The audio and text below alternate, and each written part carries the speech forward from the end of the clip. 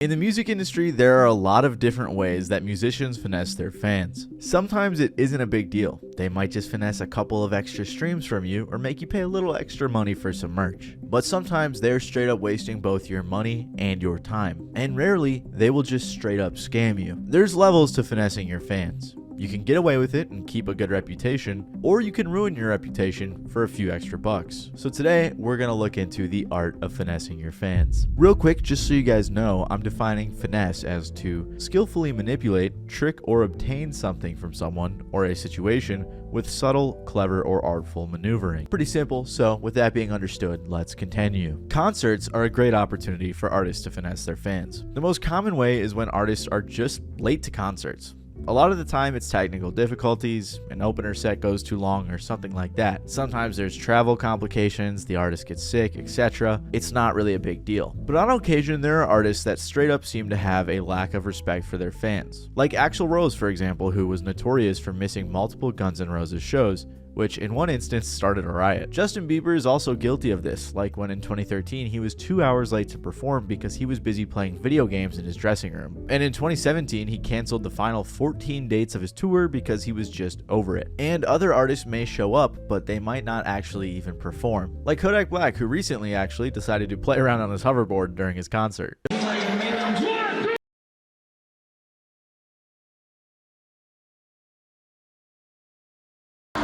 Don't get me wrong, I love Kodak, but I probably would not spend my money to go see him live. I feel like some artists seem to lack the understanding that fans are paying money, sometimes good money, expecting in return a somewhat decent performance at a certain time. But I think the GOAT of finessing fans in concert has to be MF Doom, who infamously sent body doubles to perform for him. See, Doom always wore a mask, so it wasn't too hard to send out a guy with a somewhat similar build to lip sync his tracks. He even said in a song, he plots shows like robberies, in and out, 1, 2, 3, no bodies please.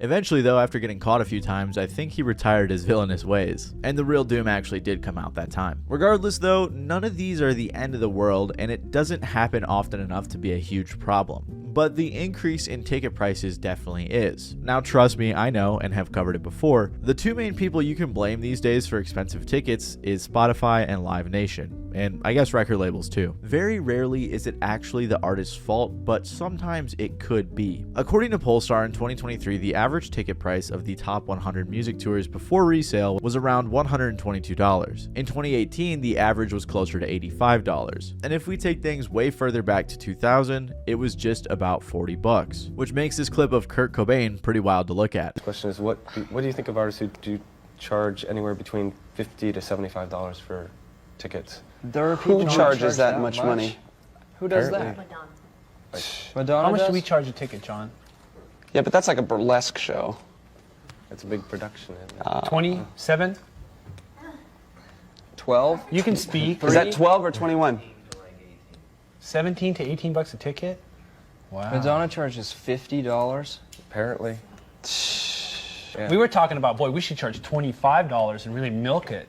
Yeah, really take them for all they got. There's obviously a lot of factors at play here, but this significant increase in ticket prices outpaces inflation by a lot. It also outpaces the increase in movie tickets and other live events. So unless you're going to like an underground concert, if you want to see a big artist live, it's going to cost you, and it definitely won't be cheap. Oftentimes, a significant chunk of tickets are held back for pre-sale to VIP guests, music industry managers and agents, corporate sponsors, the media, and more. In 2018, a government accountability office reported that between 10 to 30% of tickets for big concerts were sold through pre-sales rather than general sales. And for major artists at huge venues, that number can rise as high as 65%. For example, at one Taylor Swift show, just 1,591 tickets were on sale to the public for a venue that could hold 13,330 people. Obviously, musicians don't have full control over this, but I did think it was a pretty interesting stat to note. Even though the ticket companies have a significant portion of sway in these decisions, the artists themselves arguably have the largest share, especially the bigger they are, because as a big artist, you do have a good amount of leverage. And I say arguably because trust me, it's been argued. like a lot. Many fans tend to argue a lot that the artist has no choice and the blame should be placed solely on ticket companies, labels, Spotify, or whoever else. However, even some big names on the artist side have exposed that this isn't always the case. The Cure's frontman Robert Smith said, "It was easy to set ticket prices, but you need to be pig-headed. We didn't allow dynamic pricing because it's a scam that would disappear if every artist said, 'I don't want that.' But most artists hide behind management. 'Oh, we didn't know,' they say. They all know. If they say they do not, they're either f***ing stupid or lying. It's just driven by greed." So even if it's easier said than done, which I totally agree with, by the way, the fact that people on the artist side do say this sometimes is saying something. At one point, Pearl Jam even tried to fight back over 20 years ago when they boycotted Ticketmaster, which even then owned around 90% of venues across the nation. And while Pearl Jam had hoped that other big bands would team up with them, no one did. So as a result, a pretty tough precedent was set. In 2009, Eddie Vedder said, "There were other people who had opportunities to join in. Instead, they actually cut deals with that company. These were people I feel who could afford to make a stand." Pearl Jam's attempts were noble, and at one point even led to them testifying in court that Ticketmaster was a monopoly. However, in the end, the band members themselves say it was a major part of what killed their careers. When you try to fight against the industry, it comes with a high chance of being blacklisted. So this finesse really isn't most artists' fault inherently, but they could probably cut us a deal on tickets if they really wanted to. And these days, going to a concert, like I said, has gotten really expensive. And if it's not the tickets, the hotel, the transportation that'll get you, it'll definitely be the merch. Going to one of your favorite artists' concerts, especially when they don't always tour near your city or even at all, can be quite the memorable experience. And while nowadays most people are having their phones out taking pictures and videos, often feeling the need to post the entire show on their story, sometimes that's not enough to remember the event by. Which brings us to the long-standing tradition of merch. It feels nice to not only support an artist or a band that you love, but it's also something you can physically take home with you and wear and represent. As the industry has progressed and artists aren't making quite as much as they used to thanks to streaming, merch has come in to help supplement that income. Whether it's because of the ticket companies, streaming, or a bunch of other factors, merch is important. It's grown to become an even bigger source of revenue for touring bands and online. But the thing is, what used to be cheap t-shirts you could pick up at a stand outside the show has turned into an entire industry of its own. While it may not be cheap to produce and sell merch, especially considering many venues take some of that money made, it doesn't quite explain how expensive some merch has become these days. A great example of this is Travis Scott, who during his 2 London O2 shows sold around $1 million in merch, with hats costing over $50 and hoodies over $140. You heard me right, that is 2 concerts in which he sold over $1 million in merchandise. And obviously he might not be the perfect example because a lot of fans treat his merch like designer collectibles. It's not too hard to find other artists selling $80+ shirts either. As a global industry overall, music merchandise alone has grown to a $3.5 billion industry. And that was back in 2018, so imagine how big it's gotten now. It's been pointed out by heads of major merch companies that unless you're one of the few mainstream pop artists, many in the music game make way more money off their merch than their music. And if it's not the artist merch kind of becoming a designer brand itself, oftentimes artists or bands will collaborate with actually established fashion brands or accessible outlets as well, like that Nirvana shirt sold at Target, which probably hit hard for some of you. But it's just one specific example as big stores across the country sell merch featuring tons of different artists. And another problem that has come up lately is merch isn't just expensive, but it can also be very lazy. One person on Reddit said, "The worst part is how many artists completely phone in their merch designs," with someone responding saying, "Hi Lord, I'm not paying $30 plus shipping for a shirt that just says melodrama in the front and nothing else." So whether you want to call it extreme fandom or capitalism at its finest, lots of money does go into merchandise, which has only got more and more expensive as time has gone on. Even if the prices start to outprice the majority of fans, it doesn't necessarily matter, especially when applying the 80-20 rule, which suggests that the 20% of an artist's most loyal fans will generate 80% of the revenue, which kind of means they can price it however they want, knowing that their superfans will buy anything. According to a study by Betway, if you want to keep up with BTS and all of their merch, it'll cost you nearly $6,500. And there are very similar numbers for other big artists. Throughout this whole section, I've talked mostly about clothes, but there are other merchandise products that artists put out that sort of finesse you as well. A good example of this is Kanye's stem player, which in retrospect, even many buyers themselves have called a scam, mainly because the portable music player / mixing board was $200, and it was the only way you could listen to Kanye's album Donda 2. Now you guys know how big of an artist Kanye is and how coveted his music is, so if the only way to listen to that album is on a 200 player device, a lot of people are going to buy it. And most of these people aren't producers or DJs or engineers or whatever, so they have no need for this device, except for to listen to the album. While the stem player was sort of neat, a writer for Slate summed it up well, saying, "The worst thing I can say about the stem player is pretty much everything else I have to say about it." They continue saying, "Both practically and conceptually, the stem player is like a parody of what's hailed as smart in the visionary disruptor circles that West admires. Once you get past the novelty of being able to remix your favorite music, you arrive at the bigger question. Why would you want to? Especially when you can get it cracked off for free and do most of this yourself." And then you get into just the plain ridiculous merch, like Kiss's $4,700 casket or Frank Ocean's $1,000 cock ring. If you buy that, that's on you. But at the end of the day, overpriced tickets and overpriced merchandise is not the end of the world, because you can opt to just not buy any of them. However, there are also some very sneaky ways in which artists will release their music that low-key tricks or coerces the fans into paying extra money for it or giving them extra streams. Deluxe albums are a great way artists have been doing this. The deluxe album concept is pretty much a direct evolution of the A-side and B-side format that records used to have. And you might be thinking, what's the problem here? Well, what used to be a gift to fans has now turned into another marketing scam. On a Reddit post, a user pointed out how deluxe albums can be used to game the charts. Artists will use deluxe albums to toss up a couple throwaway tracks months after the original album's release. This way, it can keep the album up on the charts as excited fans rush to hear the new songs, extending an album's shelf life as well as its profitability, at the expense of fans hoping for new or separate projects. Noah Sipe, a writer from the Register, wrote an article about this and said, "Artists are getting so used to deluxe albums just being another way to boost sales. They release them days or even the same day as the original album. Ed Sheeran released both Play and Play Extended Edition on the exact same day, September 12th, which drives his fans to listen to the album, then jump ship to the extended version at once. This adds no specialized feeling to the songs on the extended version, considering they'd get the same feeling if it was just on the original album." Honestly, I think it's kind of like they start withholding some of the better songs until they hit a successful moment. That way they can ride the wave of success all the way to the bank. Because once they know that they have a hit album, they can drop great tracks onto the deluxe version and know that they can immediately sell these albums all over again and continue their charts. Because the fans are incentivized to go buy another version of the album that they already own to get those new tracks. Okay, as I'm editing, I remembered this. A perfect example is when Yeat dropped 2093. A day after the release of the original, he put out Part 2, which was a deluxe with a few extra songs. Then a few days after he put out Part 2, he put out Part 3. But Part 3 wasn't even on streaming services. You had to pay for that. So it just seemed like a shady way of getting fans to get you more streams and pay extra money to listen to your album. And as a big fan of his, it was kind of annoying that I had to jump through a bunch of hoops just to listen to all that music. But deluxe albums are hardly where the problem ends. In fact, they're where it just begins. Because most of these finesses so far are manageable. They're not career ending, they're not that shady, but what we're about to get into is where things kind of start to get shameless. Alternative album versions also tend to run rampant in the industry. You might be wondering, what do I mean by this?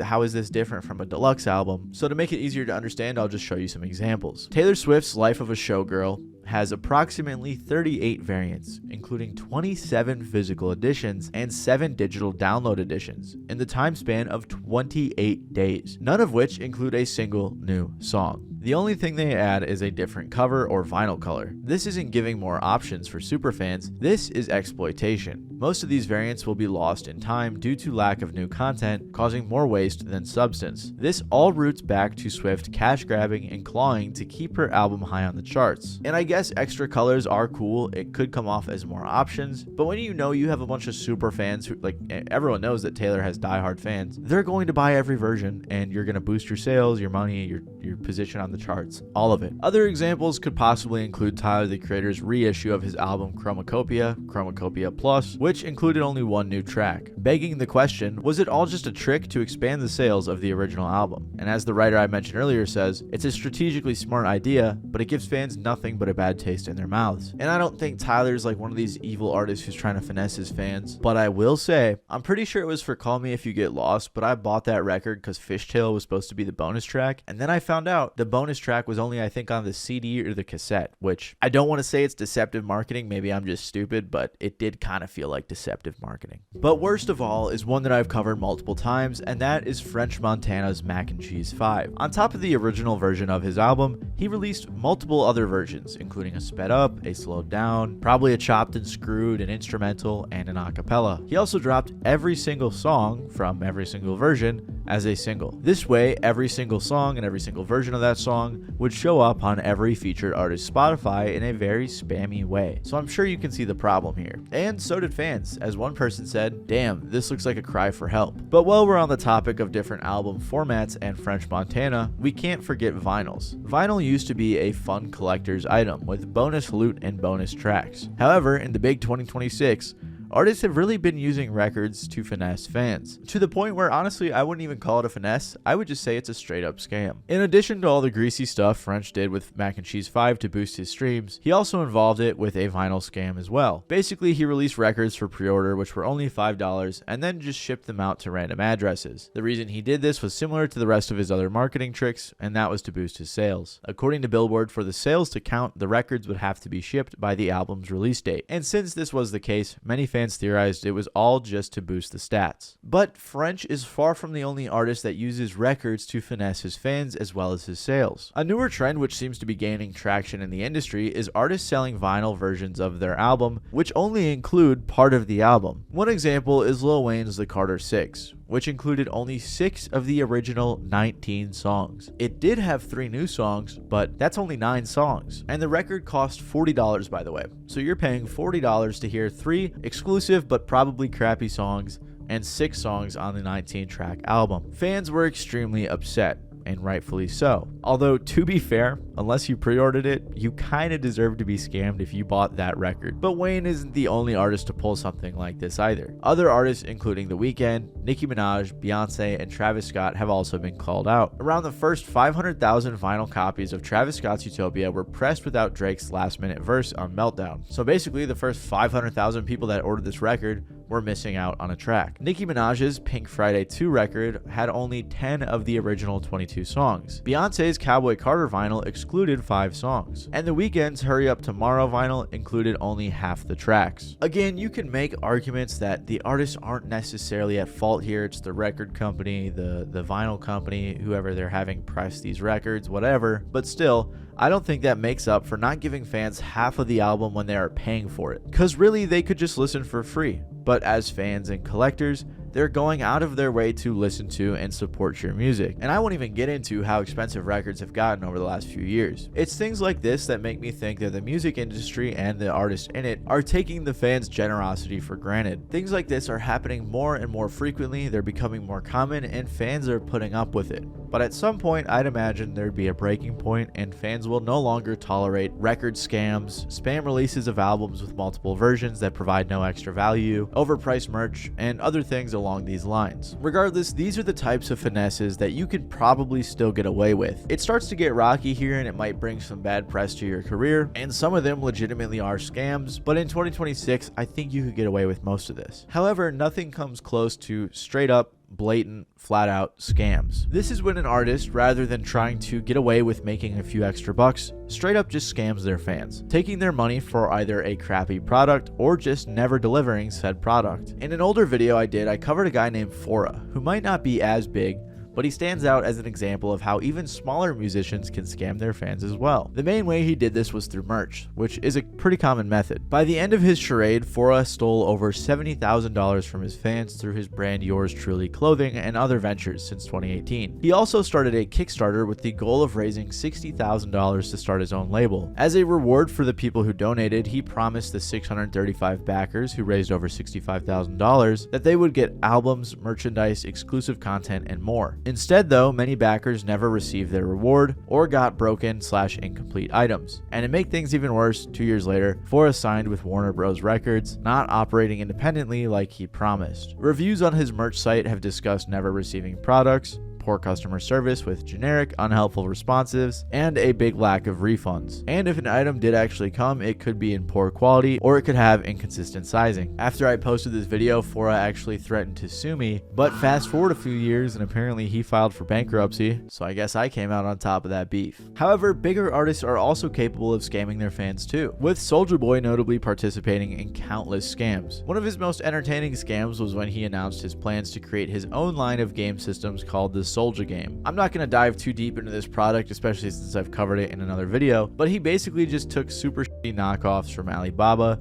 slapped his logo on it, and called it a night. However, being a modern day inventor is not his only method of scamming. Like a bunch of other musicians, Soulja has also been caught up in one of the most common scams over the last few years, and that is his own crypto / coin / whatever pump and dump famous people are constantly doing. These crypto scams have also included DJ Khaled, who ended up facing charges by the SEC. Lil Yachty, Neo, and Akon have also faced SEC charges as well, and a ton of others who either had to pay out massive fines or also sometimes commit to never promoting anything crypto related ever again. So overall, there's tons of ways that musicians can finesse and sometimes even straight up scam their fans. And sadly, in most cases, it's the most diehard fans who end up getting tricked or swindled. Like I said, I feel like this is becoming more and more common, especially in this last decade or so, and I'd imagine at some point there will be a breaking point. We'll just have to see when or if that day comes. If you like this video, you might like my video about musicians who sold some just crappy products. I cover the Soulja game in there as well as some other things, so make sure to click the video that's on screen right now.